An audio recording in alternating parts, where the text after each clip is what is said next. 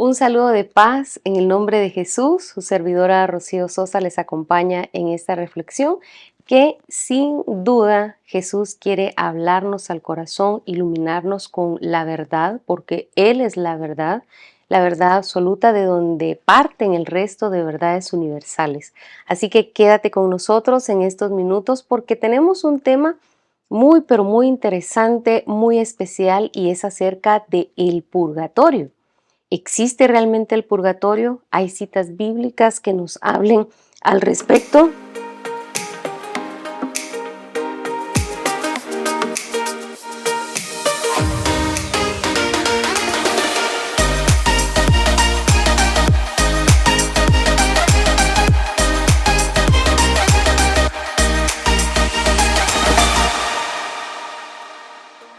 El día de hoy vamos a leer la palabra del Señor que nos va a explicar al respecto de la existencia del purgatorio o por qué nosotros como católicos creemos que hay un estado de purificación previo a recibir esa visión beatífica de nuestro Señor al morir.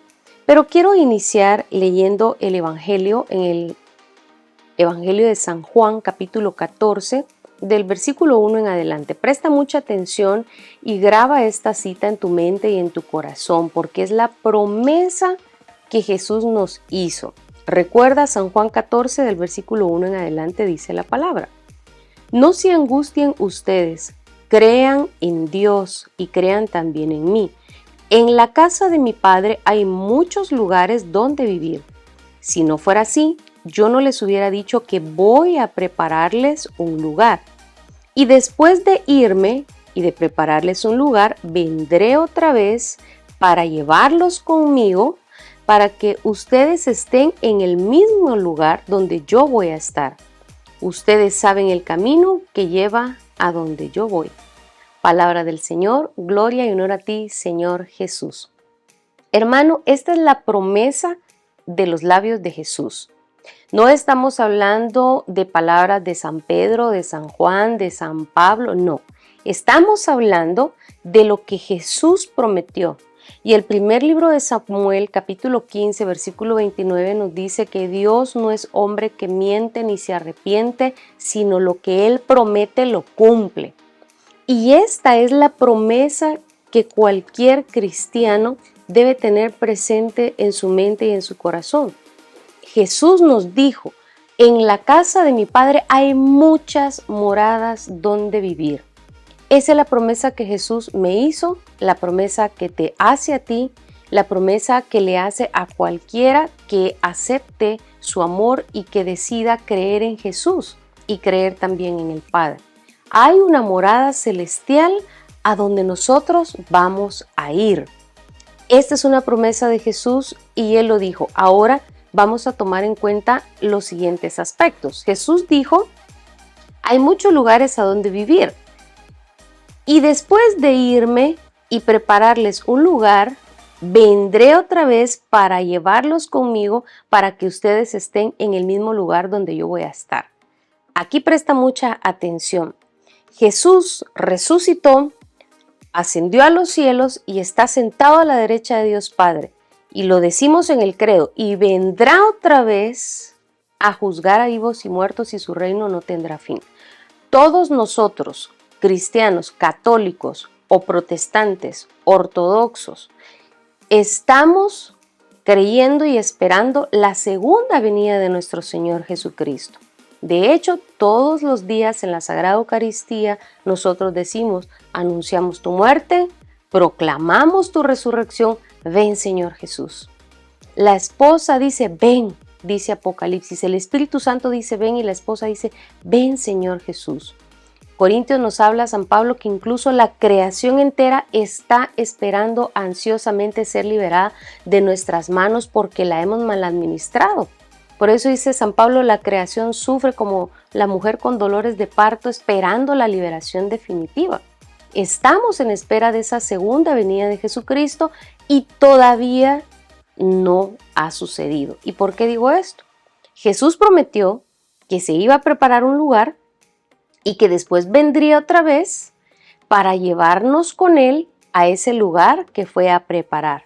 ¿Estamos claros hasta ahí? Léelo despacio, San Juan 14 del versículo 1 en adelante. Entonces, si Jesús no ha venido de vuelta, si la segunda venida todavía no se ha dado, y es hasta que sea la segunda venida de Jesús y el juicio final que todos, dice Él, nos va a llevar en cuerpo y alma a ese lugar que Él fue a preparar, ¿en dónde están todos los que murieron? ¿En dónde están? ¿Dónde están los que ya se nos adelantaron si Jesús todavía no ha venido por segunda vez a llevarnos con Él? Ahora, hay que entender también la promesa de la resurrección, que esto tiene muchísimo que ver. ¿Qué es la resurrección? Como no es el tema, no vamos a profundizar, pero simple y sencillamente, amado hermano, Jesucristo, por eso dice, Él es el primer fruto de la resurrección, Él es el primero y el único que ha resucitado. ¿Qué quiere decir esto, hermano?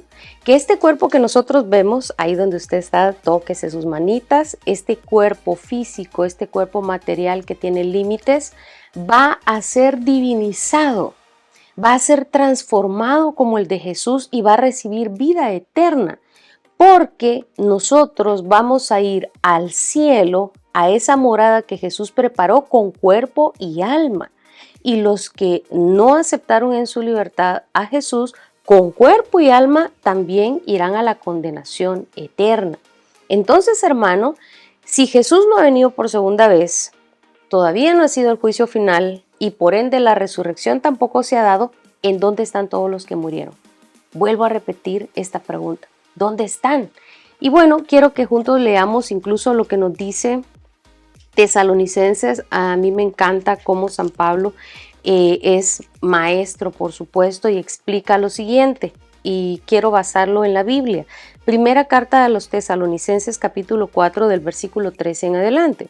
Hermanos, no queremos que se queden sin saber lo que pasa con los muertos, para que ustedes no se entristezcan como los otros, los que no tienen esperanza. Hermano, nosotros tenemos una esperanza.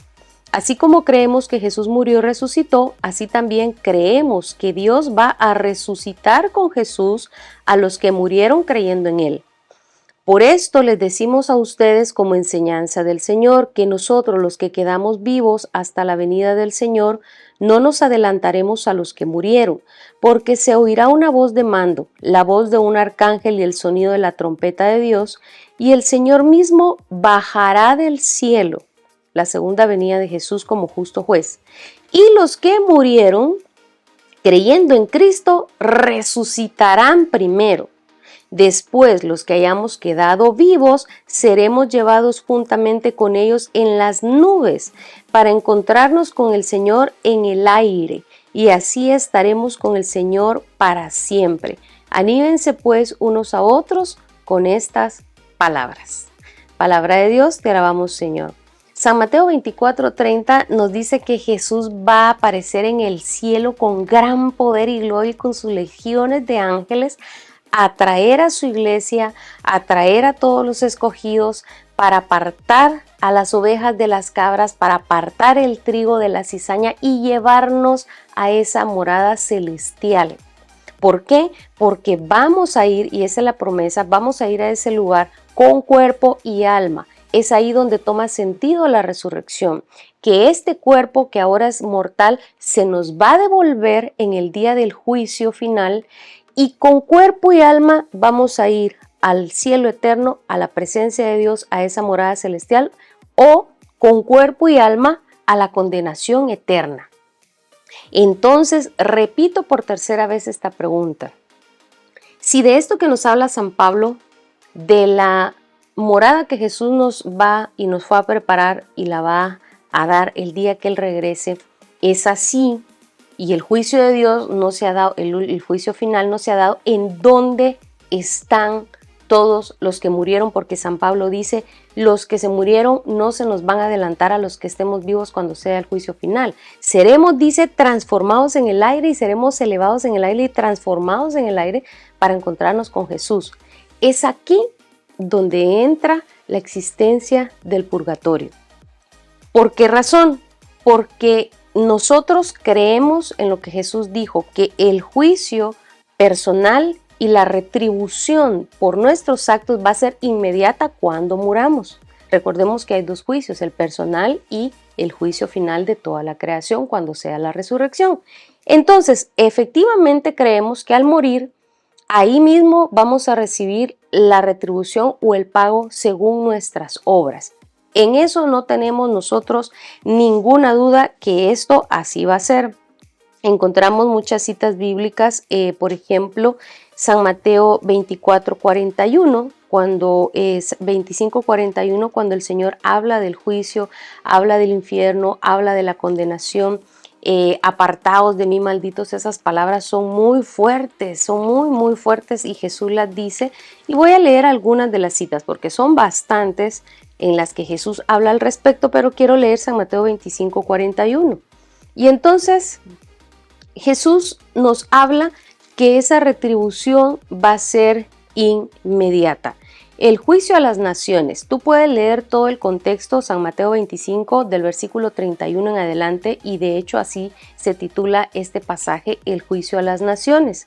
Y dice así: cuando el Hijo del Hombre venga rodeado de esplendor y de todos sus ángeles, se sentará en su trono glorioso, y la gente de todas las naciones se reunirá delante de él, y él separará unos de otros, como el pastor separa las ovejas de las cabras. Pondrá las ovejas a su derecha y las cabras a su izquierda, y dirá el rey a los que estén a su derecha: vengan ustedes, los que han sido bendecidos por mi Padre, reciban el reino que está preparado para ustedes desde que Dios hizo el mundo. Pues tuve hambre y ustedes me dieron de comer, tuve sed y me dieron de beber, anduve como forastero y me dieron alojamiento, estuve sin ropa y ustedes me la dieron, estuve enfermo y me visitaron, estuve en la cárcel y vinieron a verme. Entonces los justos preguntarán: Señor, ¿y cuándo te vimos con hambre, con sed, o te dimos de comer, o te vimos sin ropa? ¿O cuándo fuiste forastero y te dimos alojamiento? ¿O cuando te vimos enfermo o en la cárcel y fuimos a verte? El rey les contestará: les aseguro que todo lo que hicieron por uno de estos hermanos míos más humildes, por mí mismo lo hicieron. Y luego viene a la inversa: apártense de mí. Y es terrible la sentencia que Jesús da. Luego el rey dirá a los que están a su izquierda: apártense de mí, los merecedores de la condenación, y váyanse al fuego eterno preparado para el diablo y sus ángeles. Y les dice lo mismo. Entonces Jesús dice en el 45: el rey les contestará: les aseguro que todo lo que no hicieron por una de estas personas más humildes, tampoco por mí lo hicieron. Esos irán al castigo eterno y los justos a la vida eterna. Palabra del Señor. Gloria y honor a ti, Señor Jesús. Entonces, creemos en la retribución inmediata según nuestras obras cuando morimos, ¿sí? Pero como el juicio de Dios todavía no ha sido, la segunda venida de Cristo todavía no ha sido, y por ende la resurrección tampoco, entonces, ¿qué pasa con las almas? Están en un estado de espera del juicio final. Los que murieron condenados ya recibieron su juicio y están ya atormentados, sufriendo ese castigo del infierno y de la condenación, esperando la resurrección para que reciban su cuerpo y con cuerpo y alma permanezcan ahí para siempre. ¿Y qué pasa con los justos, los que murieron aceptando a Jesús? Aquí tengo que hacer esta clarísima verdad. La salvación se define aquí y ahora, en vida terrena. Aquí y ahora se define la salvación. Estás en tu libertad de aceptar y creer en Jesús, porque aceptar y creer en Jesús es una decisión personal que se toma bajo nuestra inteligencia, nuestro razonamiento, nuestra voluntad y nuestro libre albedrío. Señor, quiero hacer a un lado todos mis razonamientos y como un niño acepto creer en ti. Te abro las puertas de mi corazón, te reconozco como el Mesías, como el Hijo de Dios, como mi Salvador. Ven y entra a mi vida. Esa es una decisión que la tienes que tomar aquí en la tierra. Después de muerto ya no se puede, ¿sí? Esa decisión de creer y aceptar a Jesús lo dice San Juan 3:16 y 17. Y a los que creyeron en Él se les concedió el privilegio de llamarse hijos de Dios, dice la primera carta de Juan y el primer capítulo de San Juan. Es un privilegio que se define aquí en vida, no después de muerto. Pero teniendo en cuenta esto, tenemos que tomar ahora también una parte importante. Sí, los que murieron creyendo en Cristo recibieron salvación. La salvación es para los que aceptan a Jesús. Esa es la verdad, para cualquier cristiano.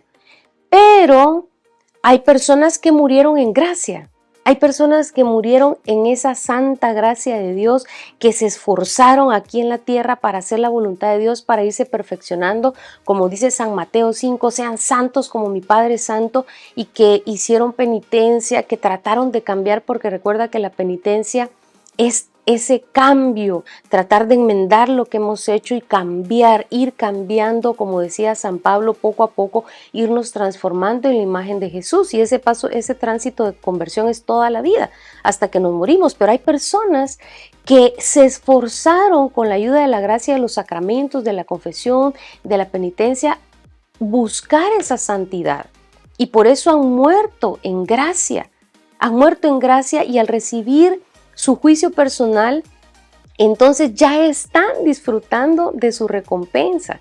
Y eso es lo que nosotros llamamos como católicos, están disfrutando de esa visión beatífica de Dios. Están ya viendo su presencia, esperando el juicio final para recibir su cuerpo y que están esperando la resurrección y con cuerpo y alma ir a esa morada que Jesús prometió en San Juan 14.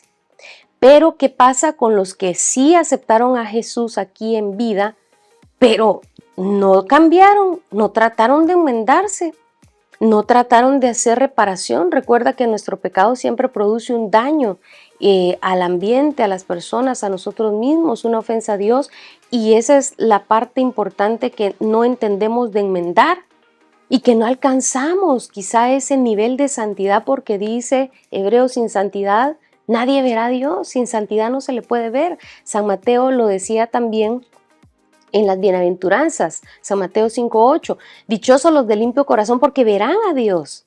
La pregunta es, si tú murieras en este momento, que ya aceptaste a Jesús, que crees en Jesús, ¿tendrás tan limpio el corazón que vas a ver a Dios inmediatamente, o ya estás en gracia total? ¿Te consideras que ya estás en ese nivel de gracia para estar ya viendo a Dios, estar gozando de esa visión beatífica de nuestro Dios? Personalmente yo diría que no, y que no tengo esa purificación. Y entonces el purgatorio es para los que sí murieron creyendo en Jesús, pero no llegaron a ese nivel de santidad, no llegaron a ese nivel de pureza de corazón que es necesario para entrar en el cielo, que es indispensable. Y quiero leer lo que nos dice el catecismo en el numeral 1030. Aquí algunos protestantes pueden decir, sí, pero es que para eso murió Jesús y su sangre nos lava, nos limpia y nos hace justos. Sí, pero no te equivoques. Jesús nos dijo, si quieres ser mi discípulo, niégate a ti mismo, carga con tu cruz y sígueme. Y está hablando de ese proceso de irnos mortificando, santificando, convirtiendo, cambiando. No tenemos que confundir la salvación con esa exigencia del Evangelio de San Mateo 5:48, sean santos como mi Padre es santo. Para la santidad sí se requiere de tu participación y de tus acciones, ¿sí? Entonces nos dice el Catecismo 1030, en el numeral 1030, el purgatorio es el sufrimiento de las almas que no se condenan porque han creído en Jesús y no se condenan por no haber muerto en pecado mortal, pero tienen que purificarse de algún rastro de pecado antes de entrar al cielo. Este es un dogma de fe que fue definido en el Concilio de León, el de Florencia y también en el Concilio de Trento. Pero todo esto tiene una base bíblica, ¿sí?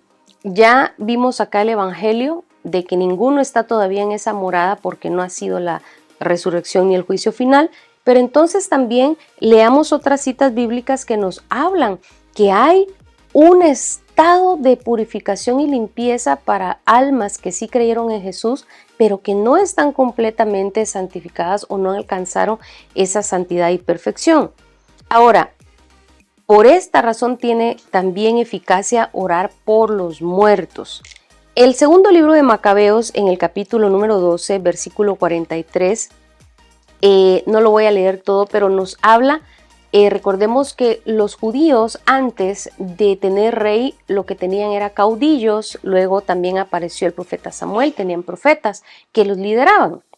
Y Judas Macabeo, este líder, después de una lucha, una batalla donde murieron muchos soldados judíos, Él hace algo importante y él dice que lleva ofrendas, junta monedas de plata para que las lleven al templo y que los sacerdotes ofrezcan esas monedas por todos los que murieron en batalla. Segundo libro de Macabeos, capítulo 12, y vamos a leer del versículo 43 en adelante. Si tú puedes leer despacio, este capítulo empieza desde el versículo 38 y dice el sacrificio por los muertos. Y entonces dice así: Judas reunió su ejército y se fue a la ciudad de Adulam. Entonces ahí hubo la pelea y murieron muchos soldados. Versículo 43. Después recogió unas 2000 monedas de plata y las envió a Jerusalén para que se ofreciera un sacrificio por el pecado. Hizo una acción noble y justa con miras a la resurrección. Si él no hubiera creído en la resurrección de los soldados muertos, hubiera sido innecesario e inútil orar por ellos. Pero como tenía en cuenta que los que morían piadosamente los guardaba una gran recompensa, su intención era santa y piadosa, por eso hizo ofrecer ese sacrificio por los muertos para que Dios les perdonara su pecado. Palabra de Dios, te alabamos, Señor. Hermano, orar por los muertos no es un invento de los católicos. Los judíos antes de Jesús oraban por los muertos, oraban por sus difuntos. No es una práctica católica, es una práctica que viene desde el pueblo judío y Jesús es judío y nuestra fe cristiana católica viene de Jesús que es judío. Tengamos en cuenta otra cita bíblica. Aquí hago un paréntesis: el dinero que se ofrece por un muerto que se lleva a misa, mire, doy esta ofrenda para que se ofrezca la Eucaristía por este difunto, se llama sufragio. Y esta es tan valiosa como hacerlo también en vida o una obra de caridad a alguien que está vivo. Tiene ese valor y ese impacto también. Ofrecer Eucaristías y dar una ofrenda por el alma de una persona tiene el valor como que usted estuviera haciendo una obra de caridad a alguien vivo también necesitado. Entonces, teniendo esto en cuenta, yo quiero leer esta cita bíblica que es preciosa. Lea 1 Corintios 3, 10 al 15. San Pablo está hablando que nosotros tenemos la capacidad al recibir a Jesús de construir, dice, con oro, con plata, con piedras preciosas o con paja y con madera. Pero que el día del juicio se va a comprobar de qué manera construimos. Pero los que construyeron, dice, con paja y con madera, aunque pierdan su trabajo, van a salvar su vida como por el fuego. Nosotros tenemos en nuestras manos buscar esa santidad y conversión continua o no. Pero San Pablo dice, cuando muramos y seamos juzgados, nuestro trabajo va a ser probado. ¿Cómo construimos, dice, esa vida que Él nos ha dado? Con oro, con piedra, que aunque pasen por el fuego no se destruye, o con paja y con madera. Pero ahora quiero que también leamos la primera carta a los Corintios. Esta cita es la que les decía que me encanta, porque San Pablo nos da una luz de que también oraban por los muertos en las primeras comunidades cristianas. Y es valedero, sí vale. Y entonces dice 1 Corintios, capítulo 15, versículo 29. Tú puedes leer desde el 12 que San Pablo habla sobre la resurrección. Y entonces dice: de otra manera, los que se bautizan por los muertos, ¿para qué lo harían si los muertos no resucitan? ¿Para qué bautizarse por ellos? Palabra de Dios, te alabamos, Señor. Si un protestante te dice que en Macabeos ese libro nosotros lo agregamos, también hago un paréntesis, nosotros no agregamos ningún libro. Fue Martín Lutero el que decidió quitar esos 8 libros deuterocanónicos de las Sagradas Escrituras en el Antiguo Testamento. Fue él el que en su libertad y también bajo su criterio personal decidió no incluir estos 8 libros deuterocanónicos. Nosotros no le agregamos nada. Fueron los protestantes a partir de él que decidieron, vuelvo a repetir porque esto es importante, a juicio personal no incluirlos dentro del canon del Antiguo Testamento. Pero si te dicen eso, bueno, aquí está 1 Corintios 15, 29. Es una cita bíblica en el Nuevo Testamento y la dice nada más y nada menos que San Pablo. San Pablo habla de que había una costumbre de bautizarse incluso por la familia muerta. Bendito sea el Señor. Qué hermosa esta cita bíblica. Habla que estaba esta costumbre, había muchísimos que se estaban convirtiendo.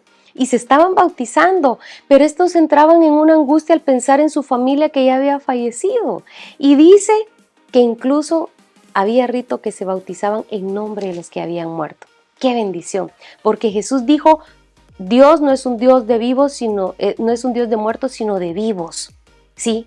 De vivos. Estamos vivos, solo que en otro estado, pero todos tenemos un alma inmortal y vale la pena aquí, mis amados hermanos, nosotros podemos validar que sí es eficaz la oración por los que ya murieron. Y tanto así que San Pablo dice que hasta se bautizaban para la salvación de los que ya se habían muerto. Vale la pena orar por los difuntos. Y entonces acá regresamos otra vez a ese punto. Jesús en San Mateo capítulo 12 versículo 32 dice algo importante. Esto lo dice San Pablo, pero esto lo dice Jesús. San Mateo capítulo 12, regresamos otra vez San Mateo 12 y en el versículo número 36 Jesús habla que hay el pecado contra el Espíritu Santo, el pecado que no se perdona en ninguna de las dos vidas. ¿Cuáles dos vidas? Qué extraño lo que Jesús dice en este momento, pero a la luz de la verdad no es extraño. Y dice así la palabra del Señor. Estamos en San Mateo 12, versículo 30 en adelante. El que no está a mi favor está en contra mía, y el que conmigo no recoge desparrama. Por eso les digo que Dios perdonará a los hombres todos los pecados y todo lo malo que digan, pero no perdonará con sus palabras aquel que ofenda al Espíritu Santo. Dios perdonará incluso a aquel que diga algo contra el Hijo del Hombre, pero al que hable en contra del Espíritu Santo no lo perdonará ni en el mundo presente ni en el venidero. Palabra del Señor Jesús. Él nos está hablando que hay pecados, dice, que se pueden perdonar en el mundo venidero. Pero ¿cómo así si la salvación es aquí y ahora? Pues aquí es donde entra la enseñanza del purgatorio. Hay pecados que no ameritan el infierno, pero sí ser purificados, sí ser purgados. Hay pecados que no ameritan una condenación eterna, pero sí se necesita pagar por esas faltas. Y Jesús dice, al que ofenda al Hijo del Hombre se le va a perdonar. Mira qué tremendo, hasta las ofensas contra Jesús, si se arrepienten, se van a perdonar. Pero el que hable contra el Espíritu Santo dice, va a pagar por esas faltas, las va a purgar. Y entonces aquí, amado hermano, alguien más me va a salir con otra duda y voy a hablar como un hermano que a usted lo interpelen acerca del purgatorio. Pero eso es mentira, porque el ladrón que fue crucificado a la par de Jesús, Jesús le dijo, hoy mismo estarás conmigo en el paraíso. Entonces eso no es cierto. Déjeme decirle, no se apresure con lo del ladrón, porque aquí usted y yo vamos a encontrar una respuesta. Usted puede encontrar este pasaje en San Lucas capítulo 23, del versículo 26 en adelante. Nuestro Señor fue crucificado, atormentado a la derecha y a la izquierda con dos ladrones. Pero escuche bien la actitud de ambos ladrones. Aquí no existe ladrón bueno ni ladrón malo. Los dos eran ladrones, malhechores, pero uno se convirtió. Esa es la diferencia. Entonces vamos a leer acá. Versículo 36. Los soldados también se burlaban de Jesús, se acercaban y le daban a beber vino agrio, diciéndole, si tú eres el rey de los judíos, sálvate a ti mismo. Y había un letrero sobre su cabeza que decía, este es el rey de los judíos. Uno de los criminales que estaba colgado lo insultaba, si tú eres el Mesías, sálvate a ti mismo y sálvate también y sálvanos a nosotros también. Pero el otro lo reprendió diciéndole, ¿acaso tú no tienes temor de Dios? Tú estás bajo el mismo castigo que yo. Nosotros estamos sufriendo con toda razón porque estamos pagando, escucha bien, están recibiendo la retribución de sus obras, estamos pagando el justo castigo de lo que hemos hecho, pero este hombre no hizo nada malo. Luego añadió Jesús, acuérdate de mí cuando comiences a reinar. Y Jesús le contestó, te aseguro que hoy estarás conmigo en el paraíso. Palabra del Señor, gloria y honor a ti, Señor Jesús. El paraíso es estar en la presencia de Dios, hermano. Es estar gozando de su hermosa presencia que cuando oramos la podemos experimentar, esas gotitas del cielo. Y Jesús acá quiero que noten algo. El ladrón que no se arrepintió dice que lo insultaba e incluso lo retaba. Esa no era una actitud de sálvame, Señor. El otro sí. Le dijo, con justa razón estamos sufriendo este castigo, Señor, acuérdate de mí. En sus últimos momentos reconoció a Jesús como su Salvador. Esa es una dicha que no todos tienen. Por eso no deje la salvación para el último. Ay, cuando ya me esté muriendo voy a llamar a todo mundo para pedir perdón. No deje su salvación para el último momento. Esa fue una excepción para este ladrón y para otras personas, pero no deje la salvación en último momento. No quiero terminar sin esto. Jesús ve el arrepentimiento, lo reconoce como su Señor, pero escúcheme bien, aceptó el pago de sus acciones. Ese hombre no renegó del dolor que estaba sufriendo porque él mismo dijo, es justo lo que estoy pagando por mis acciones. Y eso es el purgatorio, purgar las faltas que hemos cometido. Porque si Dios no fuera justo, entonces no sería perfecto. ¿Y dónde está la misericordia de Dios? Pues ahí está esa oportunidad de entrar al cielo. Porque el purgatorio es el sufrimiento lo mismo que el infierno, pero con la esperanza de que va a terminar un día. Y aquí voy con esto y con esto cierro. Bueno, y entonces el ladrón, ¿qué pasó? Si el ladrón no le dio tiempo de purgar nada, si el ladrón no le dio tiempo de buscar corregirse, una vida santa, de enmendar, de tratar de reparar como Zaqueo, que él dio la mitad a los pobres y ahí se trató de enmendar, ¿qué pasó con el ladrón entonces? Déjeme decirle, la muerte que sufrió este ladrón le valió por purga. Jesús le dijo, hoy estarás conmigo en el paraíso, pero escuche, no lo bajó de la cruz, no le quitó el sufrimiento y la paga por lo que él había hecho. Sí le prometió el cielo, pero no lo bajó de la cruz. Ahí lo dejó y este ladrón tuvo que morir y tuvo que sufrir dolores indecibles para purgar y pagar lo que había hecho, pero con la esperanza que iba a ir al cielo. Y eso es el purgatorio. Purgar, y lamentablemente así es, hermano, porque lo que se siembra se cosecha, dice Gálatas 5, porque si no Dios no sería justo. Pero tenemos la esperanza de que vamos a ir al cielo como la de este ladrón. Así que él con esperanza pasó ese sufrimiento de su purga. Hermano, déjeme decirle algo, un crucificado, y usted lo puede buscar en historia, o usted lo puede buscar, pero los romanos se divertían con los crucificados, porque un crucificado podía tardar hasta una semana, 9 días, porque se morían de asfixia, se les compresionaba el pecho hasta que se ahogaban. Pero para que murieran más rápido, entonces con unos mazos le rompían las piernas para que perdieran el soporte y se ahogaran más rápido. A veces les quebraban también los brazos para que perdieran todo soporte. ¿Usted se imagina el dolor que ese hombre sufrió? Que le quebraron las piernas, hermano. Aparte de que lo habían crucificado, que lo habían vapuleado, le quebraron las piernas y se estaba asfixiando. Su muerte fue horrible. Su muerte fue espantosa, pasó dolores indecibles, pero esa muerte le valió por purga, le valió por purgación. Y ese fue su purgatorio y lo pasó sin renegar, sabiendo que era la paga de sus pecados y que al final esperaba el cielo. Así que, hermano, eso es el purgatorio. Terminar nosotros de purificarnos para entrar santos al cielo y recibir esa corona de vida que Él nos prometió. Así que, hermano, a recordar a las almas del purgatorio, ofrezca misas por ellos, ofrezca sufragios que lo están necesitando y ellas pueden orar por usted, por ellas mismas no. Incluso el padre Pío Pietrelcina decía que él había recibido muchos más favores de las almas del purgatorio que la de los santos, porque ellos ya están gozando de Dios, pero las almas del purgatorio están en sufrimiento y ofrecen ese sufrimiento por usted cuando pide por ellas. Y él mismo decía que habían más almas del purgatorio escuchando misa que los mismos vivos que vivían ahí en San Rotondo Giovanni. Así que, hermano, a rezar por las almas del purgatorio para que oren por nosotros también si nos toca llegar ahí. Dios te bendice.